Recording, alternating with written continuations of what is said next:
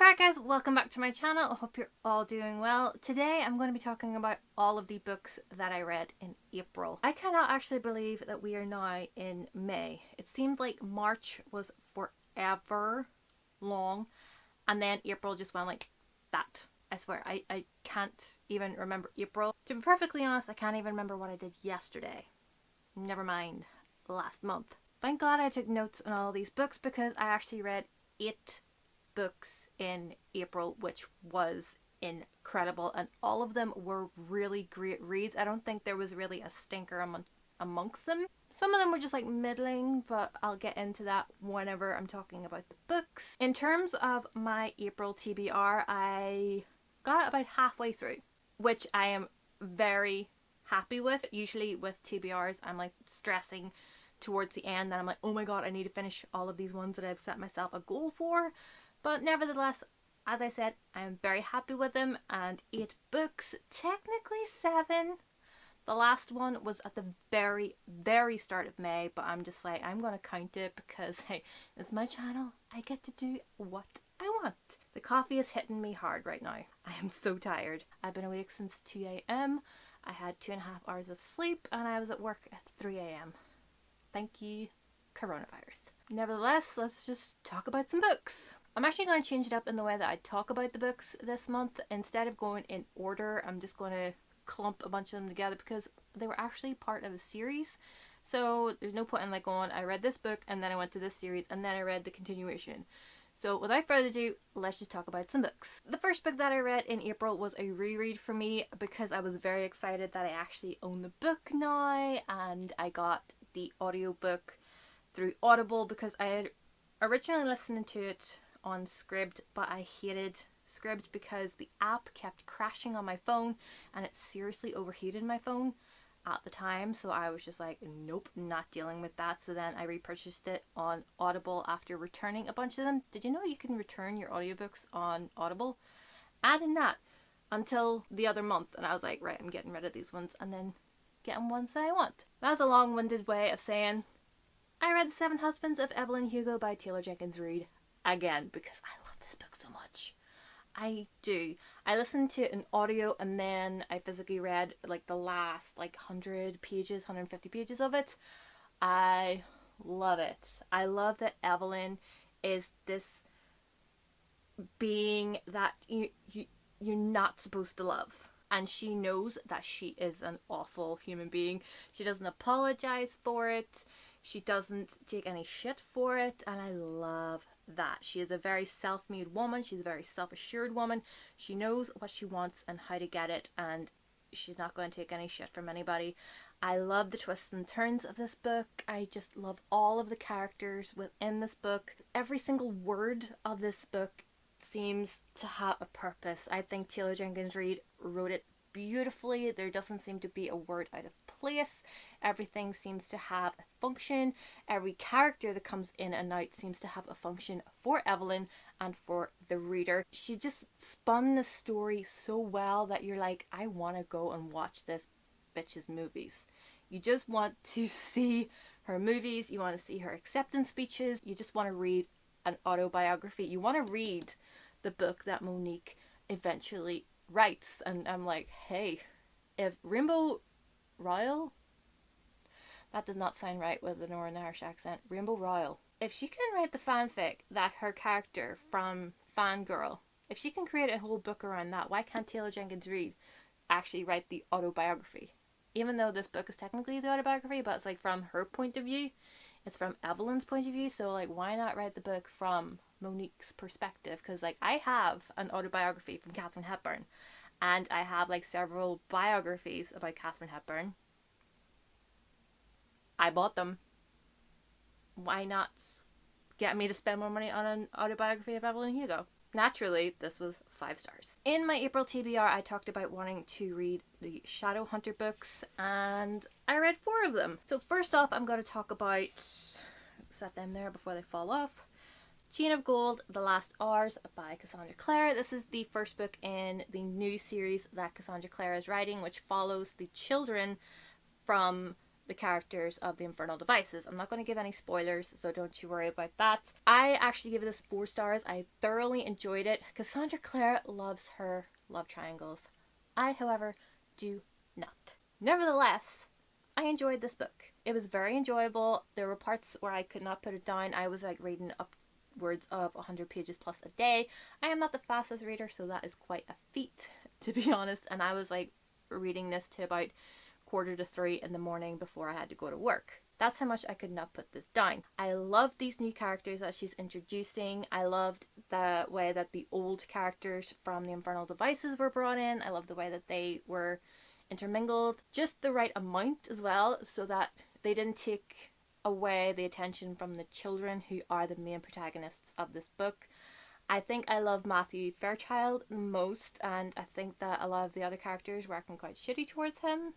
Again, no spoilers. I do kind of understand why Matthew is the way that he is, because I kind of spoiled myself when I was looking up some of the wiki notes or the fandom notes or whatever about Matthew, because I was like trying to figure out right now who is related to whom and in what way, because it is confusing. And I love the antics that the younger generation get up to. The action was very well written. I have only read the Infernal Devices. I kind of want to read them in chronological order instead of publication order, because that is hella confusing. So I can see where Cassandra Clare's writing has progressed, and she seems to have really settled into a writing style in this. I will say, sometimes when I was reading Chain of Gold and The Mortal Instruments, I also felt like her writing was trying to be pretentious. There were just times when her writing, it's not the most eloquent, it's quite simple.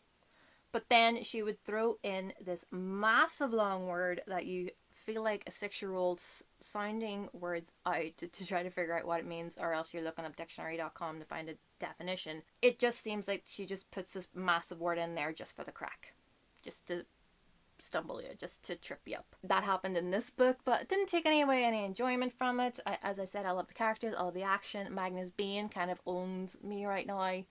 I love his snark, I love his sassiness, and just, you know, he's a well-dressed vampire. Give me those any day. And I got through the first 3 books in the Mortal Instruments. I got through City of Bones, City of Ashes, and City of Glass. I enjoyed these. They're all 3 stars except for City of Glass, which I gave 4 because that was my favorite one. I love the world. I love what Cassandra Clare is trying to do with the shadow hunters and the mythos of these people, and how she intermingles shadow hunters with demons and vampires and werewolves and all that jazz. But my problem with this series is, and I don't know how people read this from year to year to year waiting on the next book, is, and it's something that it was never mentioned in any book review that I have heard about this series, and it is the freaking pseudo incest storyline in this. It weirded me out to no end. It felt weird. And like, I've read A Song of Ice and Fire. Cersei and Jaime did not feel weird to me, but the couple in this felt weird, especially after when they knew that they were related, they still wanted to. Like, I know that they don't have that revulsion instinct because they weren't raised together, but still. I kind of hated the 2 lead characters. I really do. I thought Jace was a little bitch for most of it. Clary, she was just a spoiled bitch. She just wanted to do whatever she liked, fuck whatever anybody else thought or whatever the consequences would be. She just wanted to do whatever because, you know, hey, I can, or maybe, hey, I can figure out that I can. I was just like, bitch, calm down. Think it through. So as a result, I kind of liked the secondary characters more. I liked Isabel more, and I actually liked the adults more. I would love to know more about Jocelyn. I found her fascinating, and Amatis, I think her name was. What's his face's sister? You can tell I really paid attention when reading this, right? Nevertheless, I really enjoyed this. I kind of hated all the love triangles within it. It kind of just took down my rating a little bit, especially with the pseudo incest. I loved what the world she was trying to create, but it was just That's where I want to ask your opinion. A lot of people say that you just really should read the first 3 books because that was the original trilogy, and then Cassandra Clare added onto that with City of Fallen Angels, City of whatever, and City of Heavenly Fire. Should I continue on with the series to read the next 3? Do they give any information that is vital for, say, the Dark Artifices? Let me know in the comments down below. Should I continue on, or is this sufficient enough? I don't currently own this book, so I'm just going to hold up the previous one. And I listened to the audiobook of The Well of Ascension by Brandon Sanderson. This is the Final Empire. And The Well of Ascension is the second book in the Mistborn trilogy. I give this 4 stars. It probably would have been the 5 had I been able to pay attention completely to the audiobook. I do listen to them at work. There were probably times when I did lose the momentum in my interest and the details that were going on.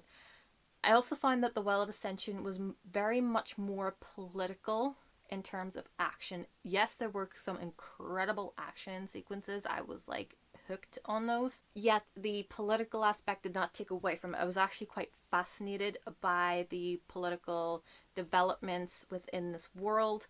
I love the way that Brandon Sanderson was not chicken in what he was doing to his characters. He was actually very brave. It was just incredible. I was like stunned like every so often. I couldn't believe what he was doing.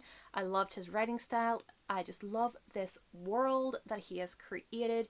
It is so imaginative, and just the way that these characters are able to use metals to enhance themselves or to be able to do something that is just outside of the realm of a normal human being. That ending, I could not believe it, and I was just like this close to going right on to Hero of Ages audiobook because I just do not want to lose that momentum. I just love these characters, I will say.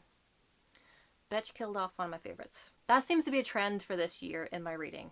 All of my favorites die. Just before I finish talking about this one, a lot of people, whenever they're talking about Mistborn, they always talk about the elemental magic and the world and the drama and the action and the politics.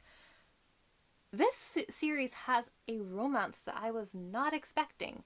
And usually I am not the biggest romance loving reader. I don't mind it if it's done right. Brandon Sanderson does it right.